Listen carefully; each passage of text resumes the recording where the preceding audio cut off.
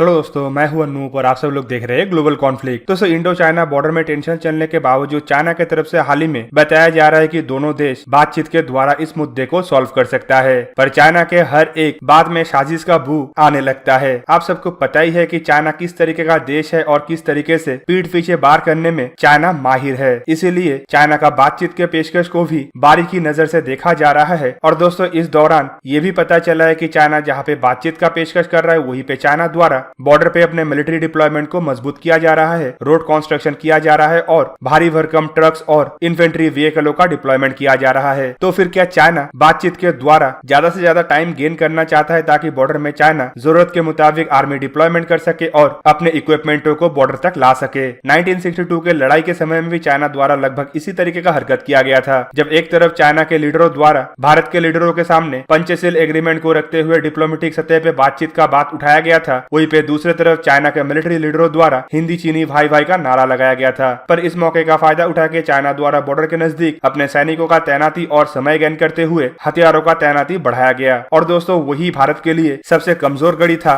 और भारत चाइना के बातों में आके फंस गया था। और दोस्तों, इस बार भी चाइना लगभग एक ही तरीके का हरकत कर रहा है। चाइना द्वारा बायलैटरल डिप्लोमेटिक और मिलिट्री सतह पे जो बातचीत को उठाया गया है, उसमें अब तक कोई सफलता नहीं मिला। दोनों तरफ से ही एक बार लोकल मिलिट्री लेवल पे बातचीत किया गया है, लेकिन उसमें कोई नतीजा नहीं आया। पर दोस्तों, इस बातचीत के दौरान चाइना को जितना टाइम मिल रहा है, उससे चाइना अपने आर्मी के बड़े vehicle, tanks, infantry, combat vehicle को बॉर्डर के इतना नजदीक ला रहा है ताकि समय पड़ने पे 1 घंटे के अंदर बॉर्डर में उसे डिप्लॉय किया जा पाए। हाल ही में एक सैटेलाइट इमेज में यह भी पता चला था कि चाइना द्वारा लाइन ऑफ एक्चुअल कंट्रोल के नजदीक करीबन 16 tank, infantry, combat vehicle, truck mounted artillery और खुदाई करने वाला ट्रकों के साथ साथ मशीन गन और दूसरे तरीके का हथियार और साजो सामानों को लाया गया है। दोस्तों, भारत भी चाइना के इस बातों में नहीं आ रहा है और भारत द्वारा भी लगभग एक ही तरीके से बॉर्डर के नजदीक अपने डिप्लॉयमेंट को बढ़ाया जा रहा है। कल के ही एक वीडियो में मैं आप लोगों को बताया था कि हर दिन 80 से 90 ट्रकों में भारत द्वारा साजो सामान, हथियार, रसद और ट्रूप्स को बॉर्डर में भेजा जा रहा है और इनमें से ज्यादातर ट्रूप्स को कश्मीर से ही लिया जा रहा है। चाइना द्वारा बीते 12 दिनों में जितना हथियार और ट्रूप्स का जमावड़ा बॉर्डर के नजदीक किया गया है, भारत द्वारा लगभग उतना या उससे ज्यादा जमावड़ा सिर्फ 5 से 6 दिनों के अंदर कर दिया गया। इससे आप सब लोगों को पता ही चल रहा होगा कि चाइना असल में भारत के इन रोड कंस्ट्रक्शन को लेके इतना ज्यादा क्यों डर रहा है। एक तरीके से देखें तो चाइना को लाइन ऑफ एक्चुअल कंट्रोल तक आने के लिए लद्दाख जैसे बियाबान एरिया को क्रॉस करके आना पड़ता है, जहाँ पे चाइना का मिलिट्री बेसेस तो है, लेकिन चाइना का असल मिलिट्री प्रेजेंस उसके पूर्वी क्षेत्र और कोस्टल लाइन के नजदीक है। इसी वजह से चाइना का इंफ्रास्ट्रक्चर होने के बावजूद चाइना द्वारा आर्मी को डिप्लॉयमेंट करने के लिए काफी ज्यादा समय लगता है। पर भारत की तरफ वहीं पे अगर देखें तो इंफ्रास्ट्रक्चर का अभाव है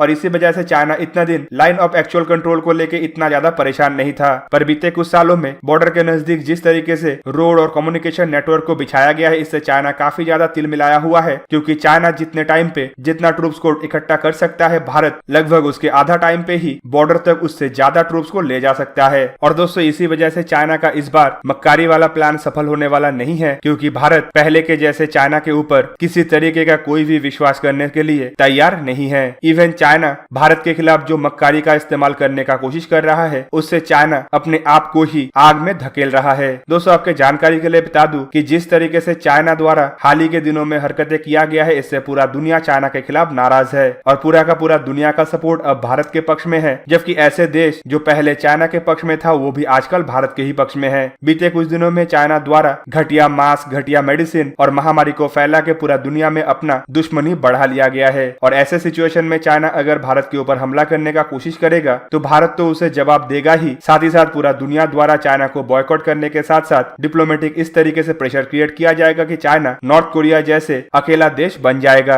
इवन दोस्तों, चाइना का एक रिपोर्ट में तो ये भी दर्शाया गया है कि चाइना के पास जितना भी साजो सामान है, फिर भी चाइना लद्दाख एरिया में 1.5 लाख से ज्यादा आर्मी का प्रेजेंस रख नहीं सकता, क्योंकि चाइना को दूसरे एरिया में भी एक ही समय में लगभग सेम तरीके का चैलेंजेस को सामना करना पड़ रहा है। और वहीं पे भारत को देखे तो भारत सिर्फ एक ही एरिया में लड़ रहा है और वो है जम्मू कश्मीर और लद्दाख का एरिया, जहाँ पे चाइना का मक्कार दोस्त पाकिस्तान भी चाइना का सपोर्ट कर रहा है। लेकिन दोस्तों, पाकिस्तान को लेके भारत को सोचने का ज्यादा जरूरत नहीं है, क्योंकि पाकिस्तान जैसे देशों के लिए तो भारत का आर्मी का 10वां हिस्सा भी काफी है। तो दोस्तों, आप लोगों को क्या लगता है कि चाइना द्वारा जिस तरीके से डिप्लोमेटिक बातचीत करने का बात उठाया जा रहा है, इसके पीछे चाइना का क्या प्लान हो सकता है और क्या सच में चाइना इसके आड़ में समय जुटा रहा है ताकि बॉर्डर के नजदीक अपने डिप्लॉयमेंट को और बढ़ा पाए? कमेंट करके जरूर बताइए। साथ ही साथ वीडियो कैसा लगा जरूर बताइएगा और ऐसे ही वीडियो को देखने देखने के लिए मुझे इंस्टाग्राम, ट्विटर और फेसबुक में सपोर्ट कीजिए। और अगर आप लोगों को ये वीडियो अच्छा लगा हो तो इसे लाइक कीजिए, अपने दोस्तों के साथ शेयर कीजिए और मेरे चैनल को सब्सक्राइब करना मत भूलिएगा और सब्सक्रिप्शन बटन के साइड बना हुआ बेल आइकन को भी प्रेस कर दीजिए और मेरा वीडियो देखिए सबसे पहले। जय हिंद।